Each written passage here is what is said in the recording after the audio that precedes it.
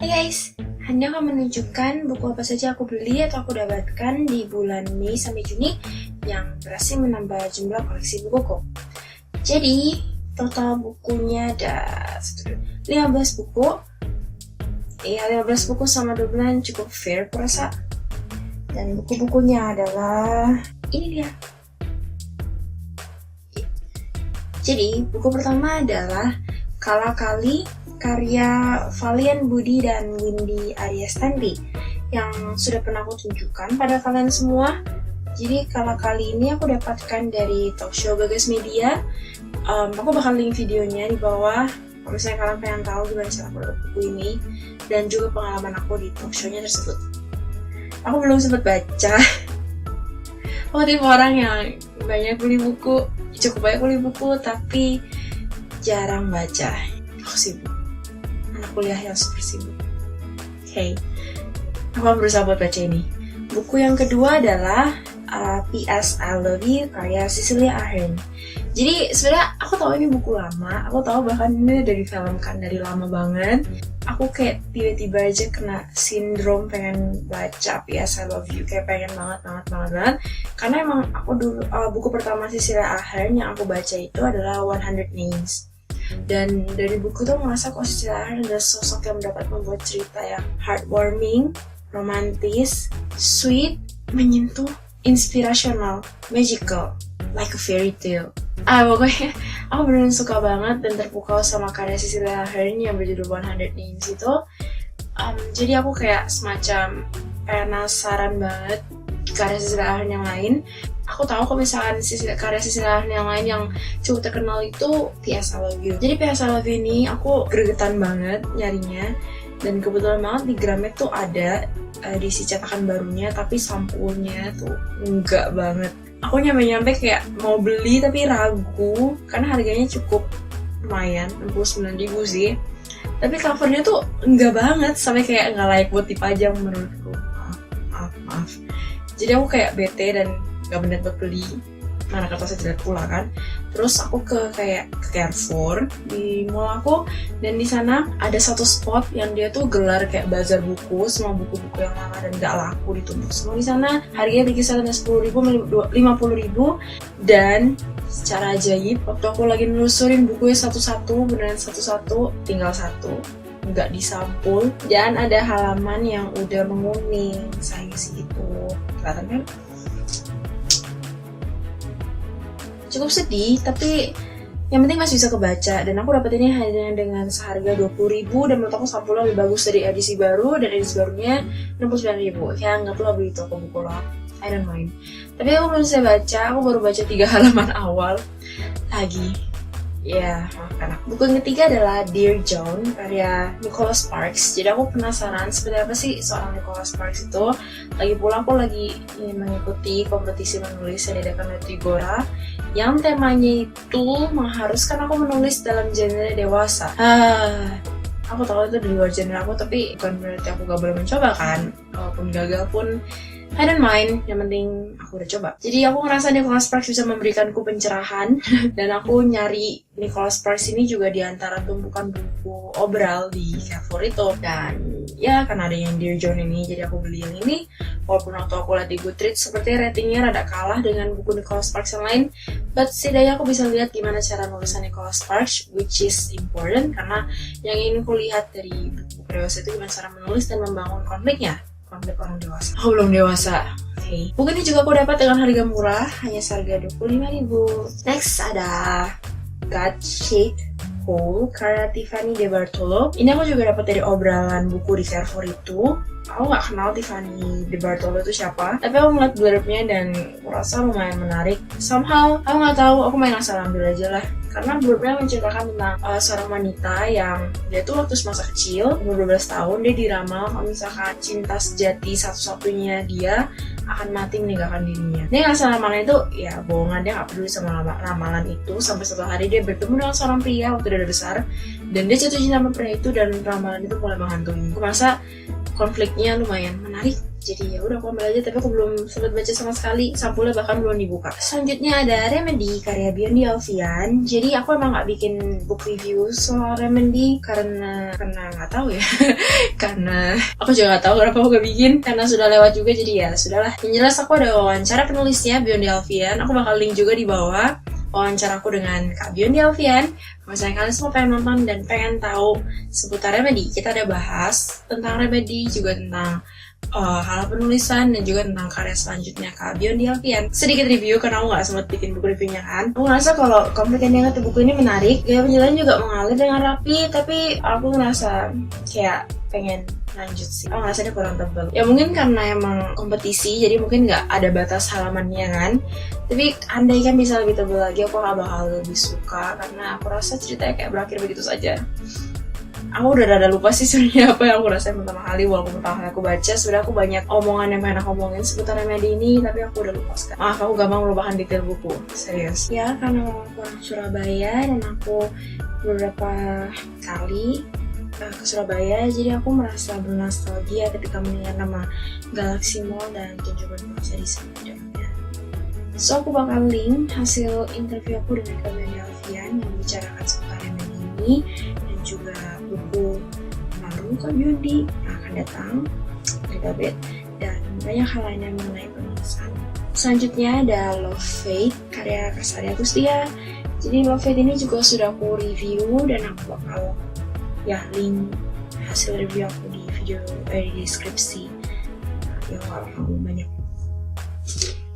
Selanjutnya juga ada Andrea Hirata, Ayah. Jadi aku udah PO buku ini dari awal PO-nya dibuka. Aku bener-bener excited banget buat baca karya Andrea Hirata, karena sebelumnya aku nggak pernah baca karya Andrea Hirata. Yap, aku nggak baca Laskar Pelangi. Jadi karena emang sebelahan ini bacaan aku cukup ringan, aku sedikit mental breakdown waktu baca halaman awalnya, dan sekarang pun aku baru baca sampai halaman 42. Aku gak yakin kapan aku mau melanjutkan, tapi aku akan berusaha buat nyelesain.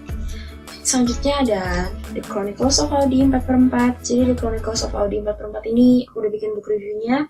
Aku gak akan ngomong banyak, aku akan link book reviewnya di deskripsi bawah. Ada juga A Place Called Here karya Cecilia Ahern yang masih di plastik, dan ini juga aku dapat dari obrolan Carrefour seharga 20.000.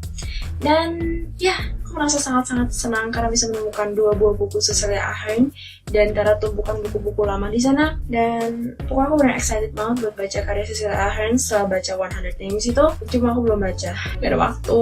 Selanjutnya ada Debbie Macomber dengan 16 Lighthouse Road. Aku tahu ini bukan buku yang akan aku ambil atau bahkan aku lirik ketika aku ke Gramedia atau toko buku lainnya, tapi ya aku beli ini masih di obrolan Carrefour dengan harga murah, jadi aku merasa nggak menyesal karena aku pengen ikut membantu Igora seperti yang aku katakan tadi. Dan ini tuh penulis yang dirujuk oleh penerbitnya, jadi penerbitnya semacam bilang kalau misalnya kamu pengen bikin buku bergenre dewasa sweet, Debbie Macomber ada salah satu penulis yang patut kamu lihat contoh karyanya.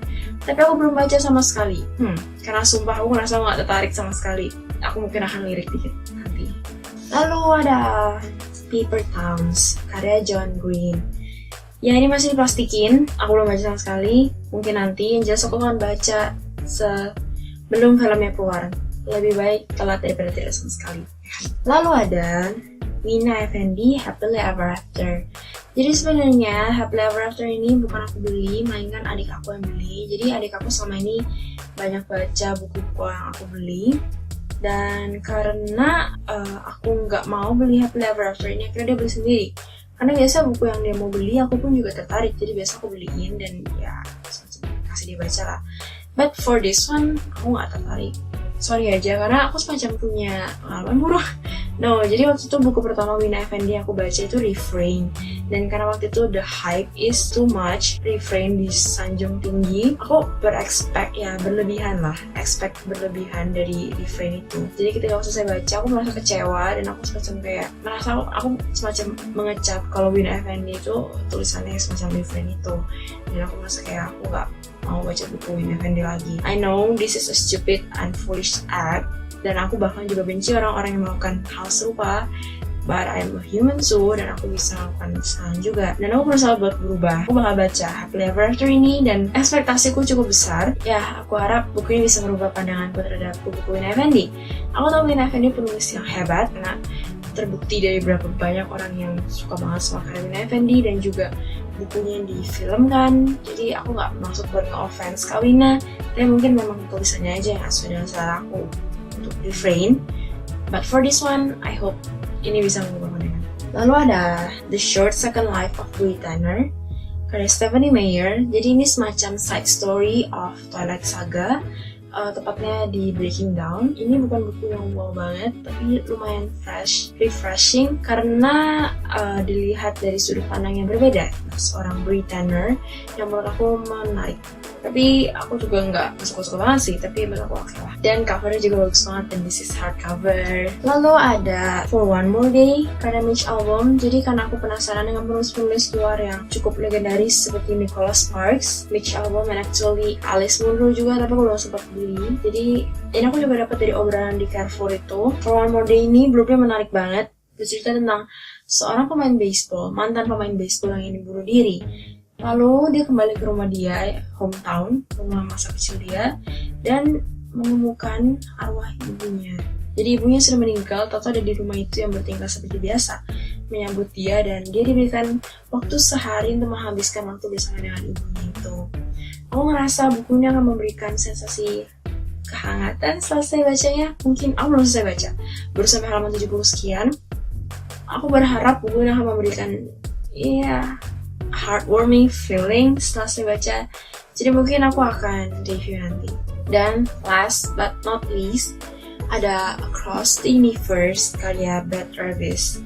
Jadi aku dapat ini rekomendasi dari Dean Hanarun karena aku pengen banget baca series, karena aku merasa kalau baca series tuh aku semacam tersedot ke dalam dunianya sendiri dan benar-benar bisa galau pokoknya setelah seriesnya habis. Aku ingin merasakan perasaan itu lagi, jadi aku beli Across the Universe ini yang berjumlah 3 seri dan 3-tiganya sudah diterjemahkan. Jadi Across the Universe ini sampulnya cakep banget, dan di dalamnya ada my first novel poster. Kalau misalnya aku bisa bilang ini poster, dan aku benar-benar bersyukur diberikan poster ini, karena kalau misalnya nggak ada poster ini aku rasa nggak akan mengerti penjelasan mengenai pesawatnya. Jadi Across the Universe ini bercerita tentang seorang gadis bernama Amy yang dibekukan secara kriogenik di dalam pesawat luar angkasa bernama Godspeed yang diset untuk selama 300 tahun terbang ke bumi baru. Di dalam buku ini aku udah baca sampai halaman 150 sekian. Aku menemukan banyak sekali of logic, tapi aku berharap by the end of this book, atau setidaknya ya by the end of this series, aku bakal tahu alasannya dan sampai bikin aku merasa itu nggak off logic. Aku coba berharap itu aja sih. Sampai selama 150-an ini, this is a promising book, menarik, dan ya aku nggak bisa berhenti buat baca lah. Jadi mungkin aku bakal bikin reviewnya. So that's all my May till June book haul. Jadi sebenarnya aku rada bingung apa aku perlu bikin review buat buku translation. Aku bingung apakah aku harus bikin reviewnya dalam bahasa Inggris dengan subtitle bahasa Indonesia, atau aku harus bikin review bukunya dalam bentuk bahasa Indonesia dengan subtitle bahasa Inggris, atau hanya bahasa Indonesia saja. Aku masih bingung seputar itu. Aku harap kalian mau bantu aku dengan komen di bawah, kasih tau aku sebaiknya gimana. Aku udah bingung banget soal itu. Jadi that's all. Kalau misalnya ada buku yang ingin aku review, kalian ingin aku baca dan review, silahkan kasih tau aku di komen di bawah. Sebenarnya di book haulku yang sebelumnya juga ada yang minta aku buat baca tuh All the Boys I've Loved Before dan review, tapi sorry banget, aku belum sempat. Aku udah berusaha, tapi selalu ada buku lain yang jadi prioritas karena entah event apalah. Ya itu dia. Tapi aku janji aku bakal baca kalau minggu lama. Ya that's all. Please like this video. Don't forget to subscribe my channel. Happy reading. Bye.